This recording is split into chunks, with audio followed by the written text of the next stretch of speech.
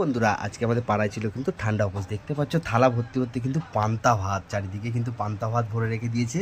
আর এখানে আছে লাল লাল আলু ভাতে, আর এই লাল লাল লঙ্কা, ঝাল ঝাল একদম আর লঙ্কা। সাথে আছে কিন্তু গরম গরম চপ। পান্তা ভাতের সাথে কিন্তু চপ খেতে সেই লাগে, হ্যাঁ সেই লেভেলের খাওয়া। মানে একটা বছর অপেক্ষায় বসে থাকি কবে আসবে ঠান্ডা উপোস, আর এই পান্তা ভাত খাবো আলু সিদ্ধ দিয়ে চপ দিয়ে। আর এইখানে হয়েছে দেখো হাঁড়ি ভর্তি কিন্তু পান্তা ভাত। এই পান্তা ভাতটা কিন্তু আজকে সারাদিন ধরে আমাদের খেয়ে শেষ করতে হবে। আর যেহেতু এখন হচ্ছে গরম পড়েছে, আর কিন্তু পান্তা ভাত কিন্তু পেট ঠান্ডা হয়। পান্তা ভাতটা তোমাকেই পুরোটা আমি খাওয়াবো। এই এক হাঁড়ি পান্তা কিন্তু তোমাকেই শেষ করতে হবে সারাদিন ধরে।